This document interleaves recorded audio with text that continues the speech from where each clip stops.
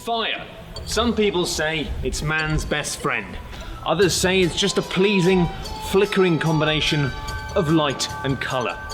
But what happens when fire gets out of control? The other room in the house, and that was the point that we realised that the infrastructure of the building was actually completely compromised, and all we could do was watch as the whole building collapsed, immediately killing everyone inside. I'm Matt Lees, and this is The Opener.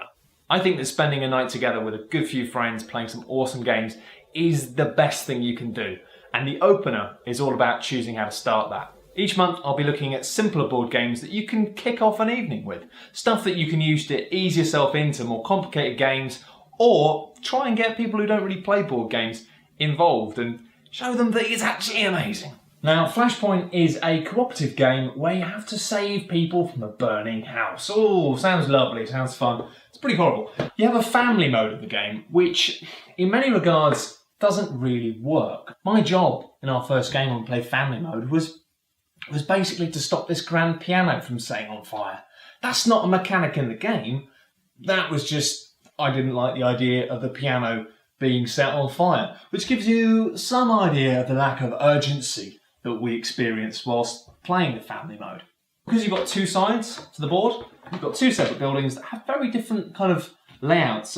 This building, for example, is far tougher, we found. We really struggled to do anything other than die when playing in this building. But there's also an expansion. You get kind of like another board that's double-sided. Now, one of the first things you'll need to know about Flashpoint is that it's an absolute git to actually set it up. I always find that when you're trying to introduce people to a new game, it's really important to have that sense of ease, because otherwise there's nothing more intimidating than when you have friends sitting around having a cup of tea and you're there fixated on the manual looking terrified. The game itself is quite simple. I've gone for the little red fireman because you have to have a red fireman, and I've also gone for Mr. Gaviscon, who you may recognise from his famous role in the Gaviscon television adverts. We have an explosion here, which has ripped through the walls, and the door here.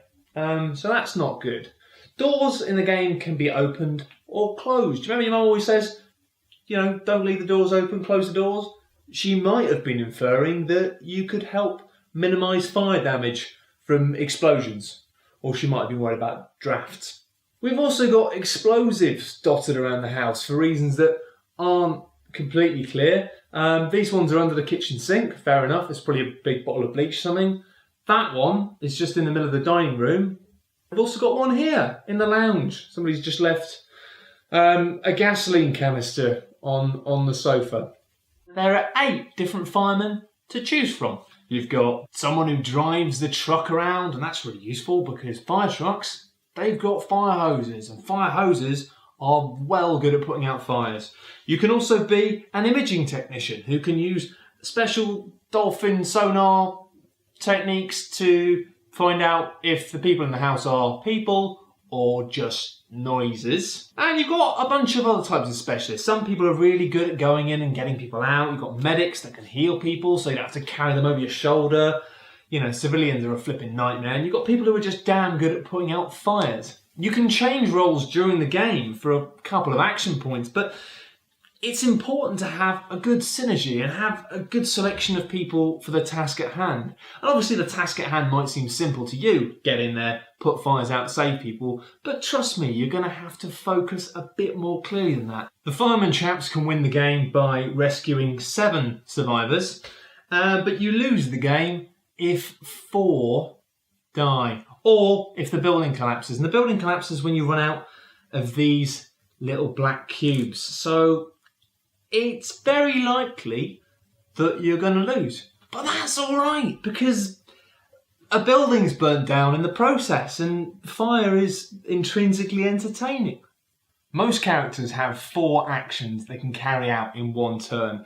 And an action can be moving around, putting out fires, knocking through walls with an axe, and you're going to do that. You're going to knock through walls with an axe. Do you know why? Because you're going to have a situation where you're going to be stood outside a wall and there's going to be a potential survivor just inside. And what you're going to do is you're going to go, hey guys, we should knock through this wall to save this woman because it might be a woman. And everyone's going to go, Matt, that's a really bad idea because no, I'm going to do it. I'm going to save the woman. And then I knock down the wall, knock, knock.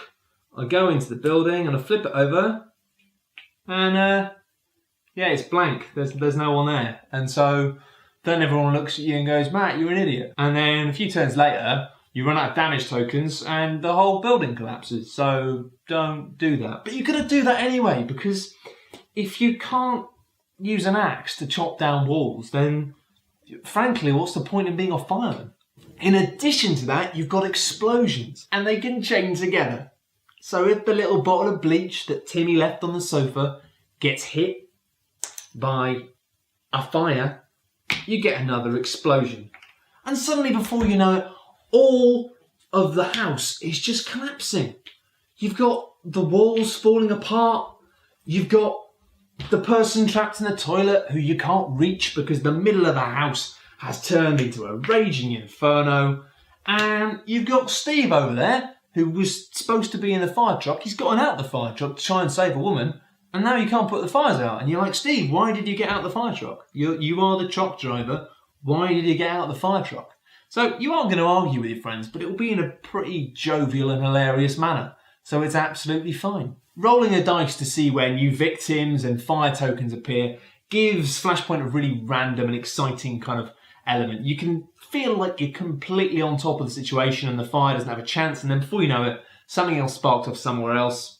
A smoke problem you ignored suddenly ignites and everything can go horribly wrong really quickly. And I've not managed to actually complete this game yet. Every time I've played it, I've failed. But it's a huge amount of fun to fail in the process. Having said that, it's not perfect. Setting up the game is very tricky and laborious. You've got to use all of the damage tokens for the game to work properly, but then with the victim tokens, you've got to put a few more back in the box. You've also got these funny kind of green tokens, which you can carry over action points for the next turn, which means you've got to take them and keep them in your pool. And it gets very bitty. It's a really nicely designed game, but it kind of feels like the board is a bit too tight for it sometimes. And I mean, just looking at this now, it gets quite messy. Having said that, Flashpoint is a great opener. I wouldn't recommend playing it with people who don't play board games that much, because they'll likely be put off just by the setup procedure, and it can be a little bit fiddly at first. If you want to introduce someone to kind of cooperative games, Pandemic, whilst harder, is a lot easier to set up. If you've got mates coming around who play a lot of board games though, then Flashpoint is a wicked way to start the night off. Before you start playing games like Cosmic Encounter or Battlestar Galactica and just generally start wanting to tear each other's throats out. The only other slight complaint I have with Flashpoint is it kind of feels like it drops the ball when it comes to providing drama. The sense of narrative that unfolds during a game is very much about you as the fireman, and I think it could have been quite cool if there'd been more opportunities for getting this sense of a scenario unfolding. As I said, I spent a lot of time protecting the grand piano in our first game. However, the victims themselves are very much faceless, and whilst I am fond of animals, I do kind of dislike the fact that you've got a dog and a cat, that they count as survivors, and that's fine. Like, if I saved a dog or a cat from a fire, I'd be really happy with that. I'd be like, I've just saved a cat. But realising that you've lost the game because a cat's died in a fire does feel like a little bit of a jib. However, that might just be me being an utter evil bastard. Now, the second part of the opener is all about setting the scene. Now, if you don't give a damn about all this stuff, then feel free to tune out now. But personally, I think that when you're playing a game with some good friends, adding a bit of colour to the proceedings kind of brings the game to life and gets everyone in the mood for an awesome night. Yeah, there, it's Tom Cruise from Film Cocktail. What I'm going to show you tonight is how to make a flaming B-52. Now, the first thing you'll need if you want to make a flaming B-52 is either a tremendous disposable income or just a devil-may-care attitude to spending an eye-watering quantity of money on booze. Now, what you'll need for this is some Irish cream, Kahlua, which is a ancient Mayan potion, and also you're going to need some Grand Marnier, which is made of oranges and vodka, and we've also got some of this stuff, which is overproof rum. And I definitely would recommend not drinking that on its own. First things first though, do drink responsibly, which means if you are the person who has to teach everyone else how to play the game, do not get drunk before you know how to play the game yourself. Otherwise you'll find yourself staring at the manual for Cosmic Encounter and just questioning what the hell is going on in the world. With that out of the way, let's get extravagant. The B-52 cocktail is actually a shooter, but I don't have any shot glasses, so I'm just using these smaller glasses. Now, the first thing you're going to need if you want to attempt one of these little bad boys is a spoon. Try and learn to make them before people arrive, preferably on a different day, because I messed this up about 8 times, and I got quite drunk in the process. First of all, you want a little bit of Kahlua. That bit is easy. I haven't messed that bit up ever. That's fine. Secondly, oh yeah, next up, put in a little bit of Grand Marnier. I'm not legally allowed to play the music, but I'd highly recommend you play the album The B-52s by The B-52s whilst drinking one of these. You just put a few drops of this rum on. Don't pour it in from the bottle, because that's what I did. And then you end up basically putting in half a shot of rum. And this is the fun bit.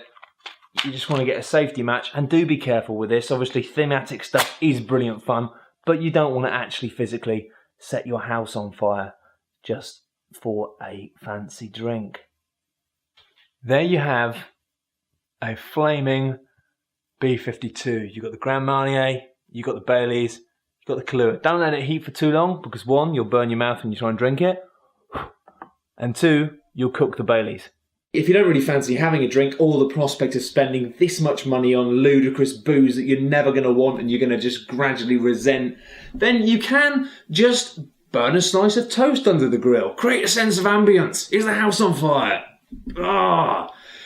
It's a bit rubbish, but it'll be a talking point. Anyway, that brings us to the end of the first ever opener. If you have enjoyed the show and watched it this far, then I applaud you. And if you do actually manage to make a flaming cocktail of some description, then do send me some sort of photographic evidence of the matter. However, I will not accept any insurance claims. If you do burn your house down as part of a thematic attempt to create a sense of fiery danger, then I take absolutely no responsibility for anything. And to be honest, that's kind of my line on everything. So, no responsibility whatsoever. That's nothing to do with me. No. I'm not even here.